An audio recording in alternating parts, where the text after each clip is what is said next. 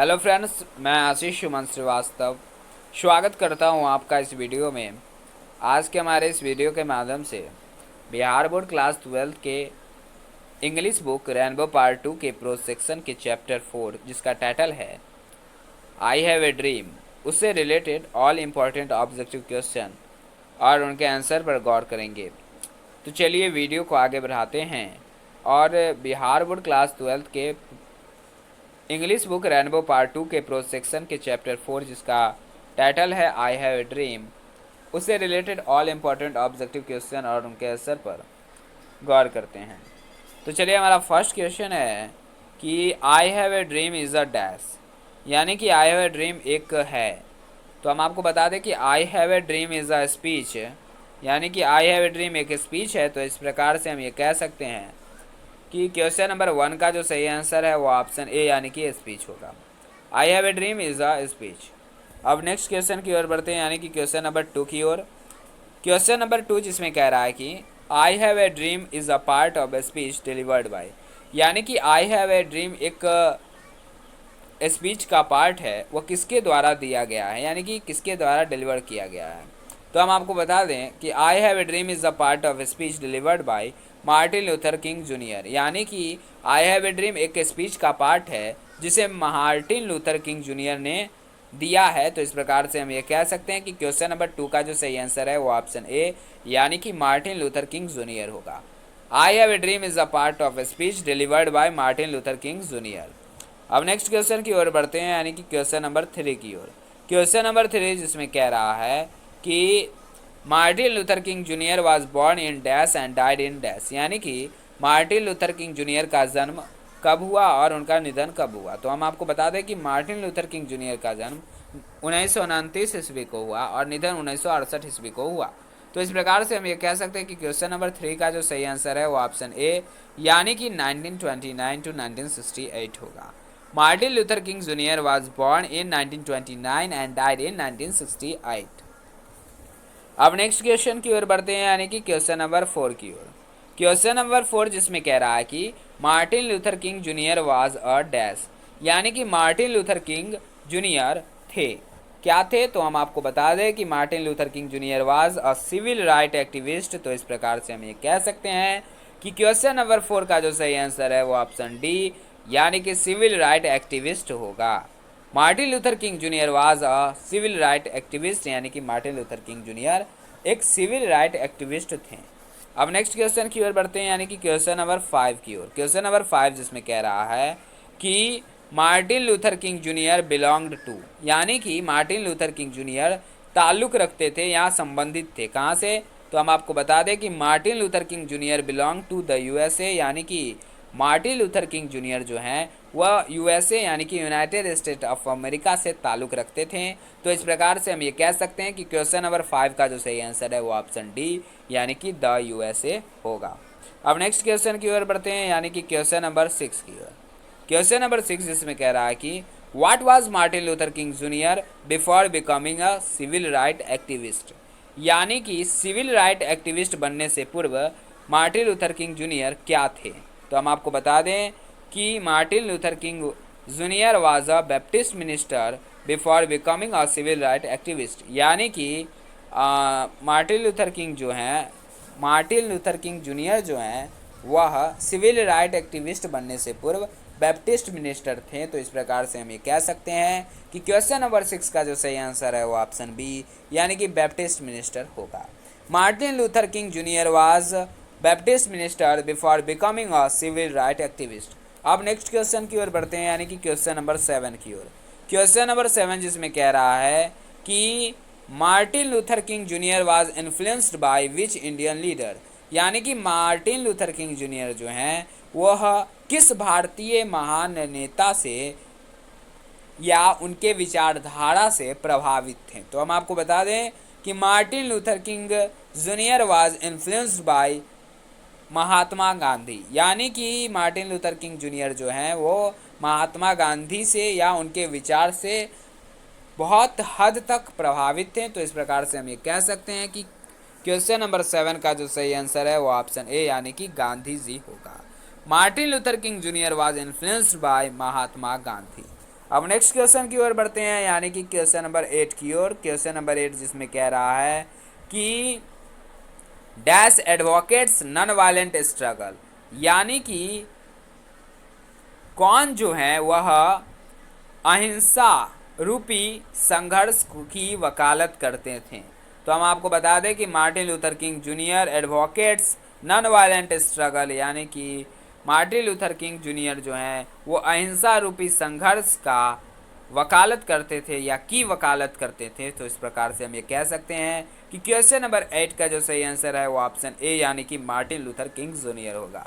Martin Luther King junior advocates non violent struggle, यानी कि Martin Luther King junior जो हैं वह अहिंसा रूपी संघर्ष की वकालत करते थे। अब नेक्स्ट क्वेश्चन की ओर बढ़ते हैं, यानी कि क्वेश्चन नंबर 9 की ओर। क्वेश्चन नंबर 9 जिसमें कह रहा है कि Nobel prize for peace was given to Martin Luther King Junior in dash, यानी कि शांति के लिए नोबेल प्राइज जो मार्टिन लूथर किंग जूनियर को मिलता है वह कब मिलता है। तो हम आपको बता दें कि Nobel prize for peace was given to Martin Luther King Junior in 1964, यानी कि शांति के लिए नोबेल पुरस्कार जो मार्टिन लूथर किंग जूनियर को मिलता है वह 1964 ईस्वी में मिलता है। तो इस प्रकार से हम ये कह सकते हैं कि क्वेश्चन नंबर 9 का जो सही आंसर है वो ऑप्शन बी यानी कि 1964 होगा।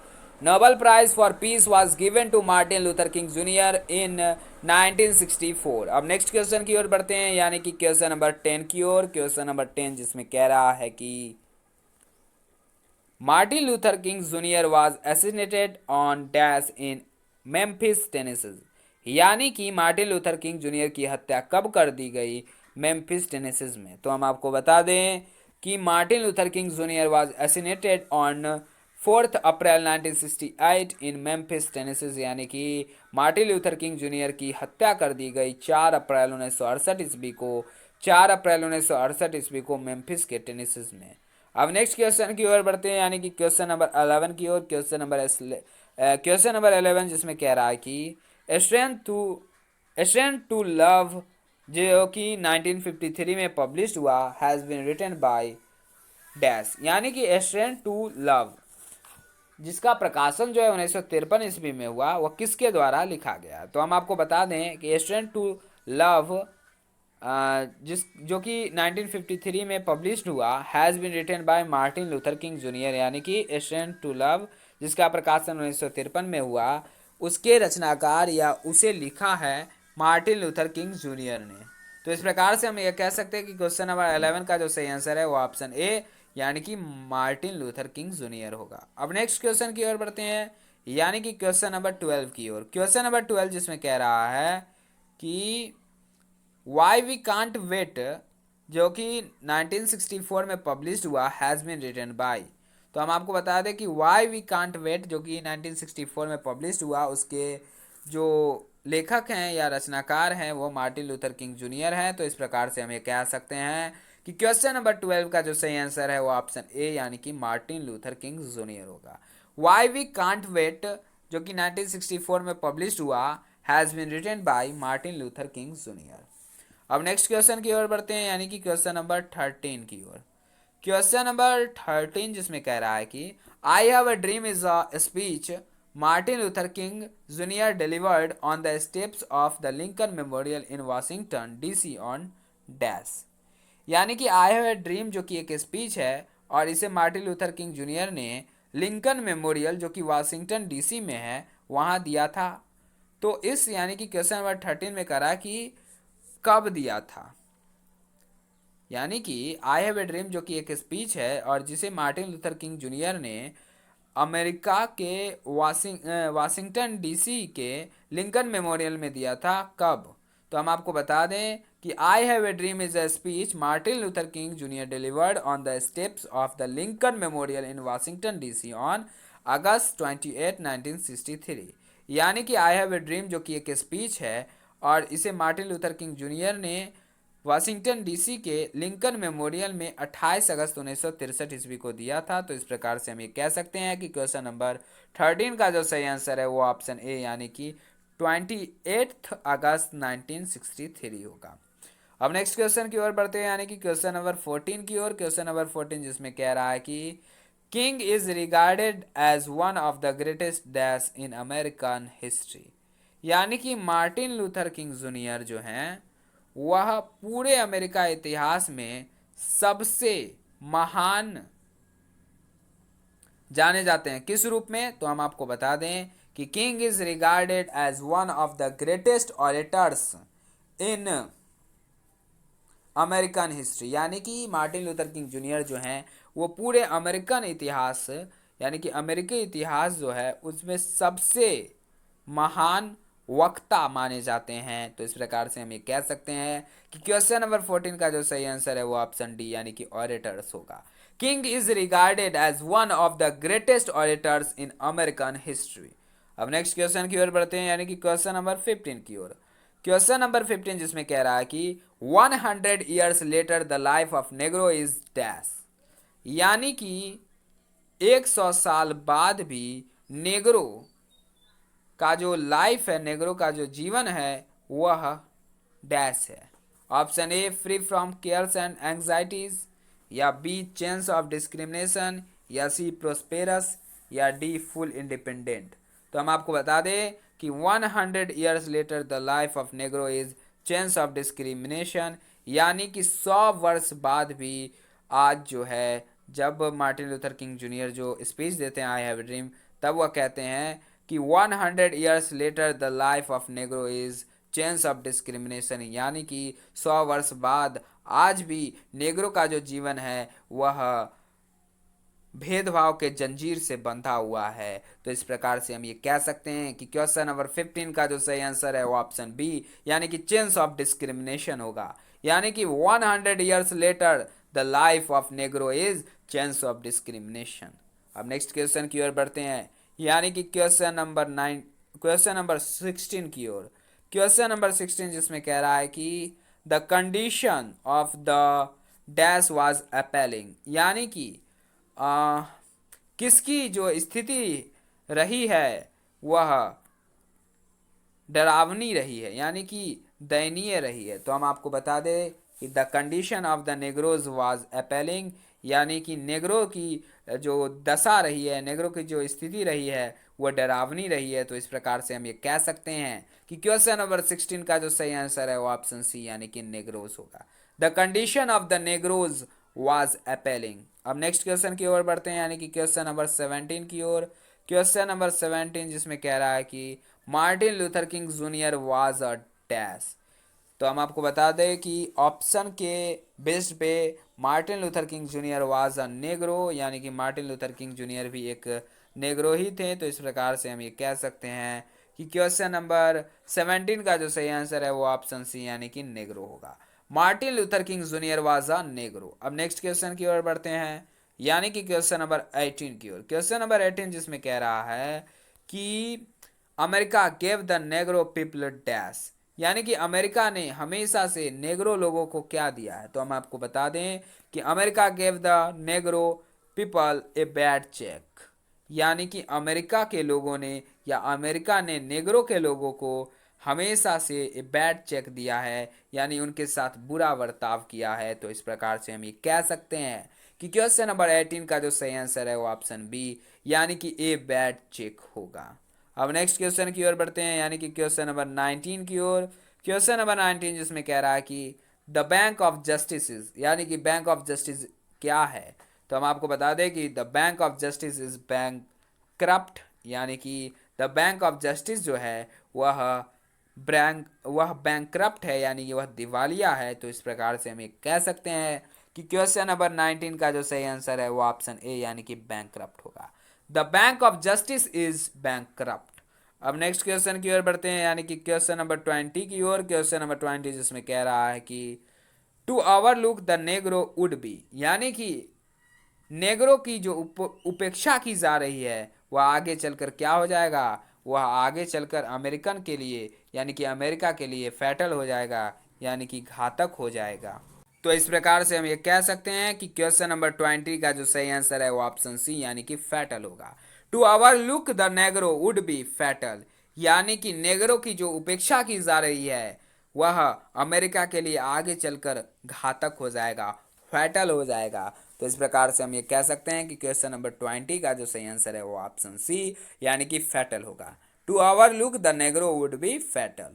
अब नेक्स्ट क्वेश्चन की ओर बढ़ते हैं यानी कि क्वेश्चन नंबर 21 की ओर। क्वेश्चन नंबर 21 जिसमें कह रहा है कि dash is sweltering with the heat of injustice and operation, यानी कि कौन जो है वह अन्याय और प्रताड़ना से तप रहा है। तो हम आपको बता दें कि मार्टिन लूथर किंग जूनियर कहते हैं कि Mississippi is sweltering with the heat of injustice and operation, यानी कि मिसिसिपी जो है वह अन्याय और प्रताड़ना से तप रहा है। तो इस प्रकार से हम ये कह सकते हैं कि क्वेश्चन नंबर 21 का जो सही आंसर है वो ऑप्शन डी यानी कि मिसिसिपी होगा।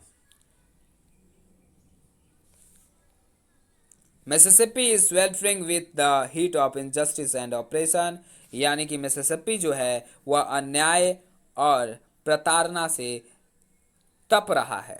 अब नेक्स्ट क्वेश्चन की ओर बढ़ते हैं यानी कि क्वेश्चन नंबर 22 की ओर। क्वेश्चन नंबर 22 जिसमें कह रहा है कि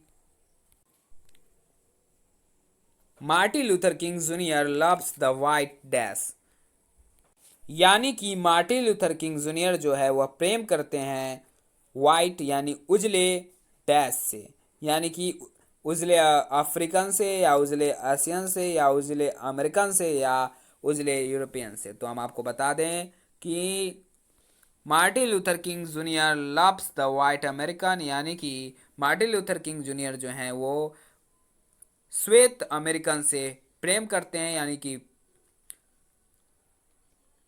उनके प्रति अच्छा व्यवहार रखते हैं। तो इस प्रकार से हम ये कह सकते हैं कि क्वेश्चन नंबर 22 का जो सही आंसर है वो ऑप्शन सी यानी कि अमेरिकन होगा। Martin Luther King junior loves the white American. अब नेक्स्ट क्वेश्चन की ओर बढ़ते हैं यानी कि क्वेश्चन नंबर 23 की ओर। क्वेश्चन नंबर 23 जिसमें कह रहा है कि the place is to always go ahead on the path of dash, यानी कि मार्टिन लूथर किंग जूनियर कहते हैं कि हमें प्रतिज्ञा लेनी चाहिए कि हम हमेशा जो हैं आगे बढ़ते रहें और अपने ऊंचाइयों को छूते रहें। तो इस प्रकार से हम ये कह सकते हैं कि क्वेश्चन नंबर 23 का जो सही आंसर है वो ऑप्शन ए यानी कि हिल्स होगा। The place is to always go ahead on the path of hills, यानी कि मार्टिन लूथर किंग जूनियर कहते हैं कि हमें खुद से प्रतिज्ञा लेनी है कि हम हमेशा जो है अपने पथ पर चलेंगे और अपने ऊंचाइयों को छुएंगे। तो इस प्रकार से हम ये कह सकते हैं कि क्वेश्चन नंबर 23 का जो सही आंसर है वो ऑप्शन ए यानी कि हिल्स होगा। अब नेक्स्ट क्वेश्चन की ओर बढ़ते हैं यानी कि क्वेश्चन नंबर 24 की ओर। क्वेश्चन नंबर 24 जिसमें कह रहा है कि let freedom ring from the Stone Mountain of dash. तो हम आपको बता दें इसका जो सही आंसर होगा वो ऑप्शन ए यानी कि गर्जिया होगा। Let freedom ring from the Stone Mountain of Georgia. तो इस प्रकार से हम ये कह सकते हैं कि क्वेश्चन नंबर 24 का जो सही आंसर है वो ऑप्शन ए यानी कि जर्जिया होगा। Let freedom ring from the Stone Mountain of Georgia. अब नेक्स्ट क्वेश्चन की ओर बढ़ते हैं यानी कि क्वेश्चन नंबर 25 की ओर।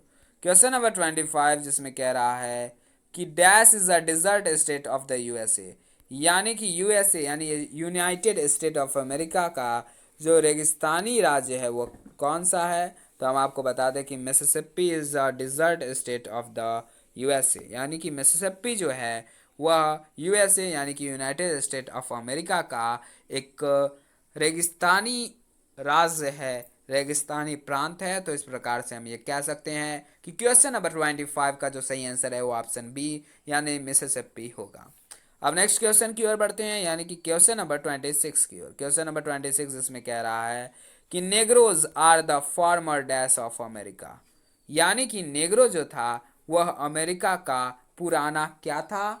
तो हम आपको बता दें कि Negroes are the former slaves of America, यानी कि नेग्रो जो था वह अमेरिका का बहुत पुराना एक गुलाम जाति थी, यानी कि गुलाम था। तो इस प्रकार से हम ये कह सकते हैं कि क्वेश्चन नंबर 26 का जो सही आंसर है वो ऑप्शन ए यानी कि स्लैब्स होगा। Negroes are the former slaves of America, यानी कि नेग्रो जो है नेग्रो जो था वो अमेरिका का पुराना दास था। अब नेक्स्ट क्वेश्चन की ओर बढ़ते हैं यानी कि क्वेश्चन नंबर 27 की ओर। क्वेश्चन नंबर 27 जिसमें कह रहा है कि Martin Luther King junior had dash children. तो हम आपको बता दें कि Martin Luther King junior had 4 children, यानी कि मार्टिन लूथर किंग जूनियर के 4 बच्चे थे। तो इस प्रकार से हम ये कह सकते हैं कि क्वेश्चन नंबर 27 का जो सही आंसर है वो ऑप्शन डी यानी कि 4 होगा। Martin Luther King junior had 4 children.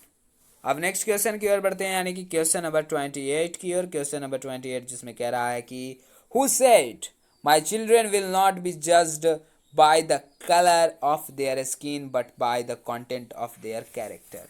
यानी कि क्वेश्चन नंबर 28 में एक स्टेटमेंट दिया गया है। स्टेटमेंट यह है कि my children will not be judged by the colour of their skin but by the content of their character. यानी कि मेरे बच्चे जो होंगे वह रंग और स्किन यानी फेस के आधार पर नहीं जज किए जाएंगे, बल्कि उन्हें जज किया जाएगा उनके कैरेक्टर के अनुसार। यानी कि क्वेश्चन नंबर 28 में एक लाइन दिया गया है, एक स्टेटमेंट दिया गया है। स्टेटमेंट कह रहा है कि my children will not be judged by the colour of their skin but by the content of their character. यानी कि मेरे जो बच्चे होंगे वह अपने रंग और अपने स्किन के आधार पर नहीं जज किए जाएंगे, बल्कि उनको जो जज किया जाएगा वो उनके कैरेक्टर के आधार पर किया जाएगा। तो यह जो स्टेटमेंट है वह किसका है? तो हम आपको बता दें कि Martin Luther King junior said my children will not be judged by the colour of their skin but by the content of their character. यानी कि मार्टिन लूथर किंग जूनियर कहते हैं कि मेरे बच्चे जो होंगे वह रंग और स्किन के आधार पर नहीं जाने जाएंगे या जज नहीं किए जाएंगे, बल्कि उनको जो जज किया जाएगा वो उनके कैरेक्टर पर जज किया जाएगा। ये मार्टिन लूथर किंग जूनियर कहते हैं। तो इस प्रकार से हम ये कह सकते हैं कि क्वेश्चन नंबर 28 का जो सही आंसर है वो ऑप्शन सी यानी कि मार्टिन लूथर किंग जूनियर होगा। अब नेक्स्ट क्वेश्चन की ओर बढ़ते हैं, यानी कि क्वेश्चन नंबर 29 की ओर। क्वेश्चन नंबर 29 जिसमें कह रहा है कि the slum area densely populated by an isolated company is marked by dash। यानी कि घनी आबादी वाले स्लम क्षेत्र को अलग से चिन्हित किया जाता है, किसके द्वारा? तो हम आपको बता दें कि the slum area densely populated by an isolated community is marked by ghetto. तो इस प्रकार से हम ये कह सकते हैं कि क्वेश्चन नंबर 29 का जो सही आंसर है वो ऑप्शन सी यानी कि घेटो होगा।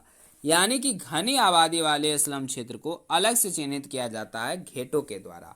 तो इस प्रकार से हम ये कह सकते हैं कि क्वेश्चन नंबर 29 का जो सही आंसर है वो ऑप्शन सी यानी कि घेटो होगा। अब नेक्स्ट क्वेश्चन की ओर बढ़ते हैं, यानी कि क्वेश्चन नंबर 30 की ओर।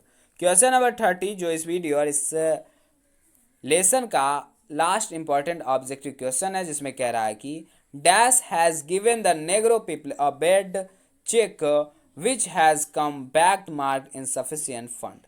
यानी कि किसने नेग्रो के लोगों को जो है के साथ बुरा बर्ताव किया है?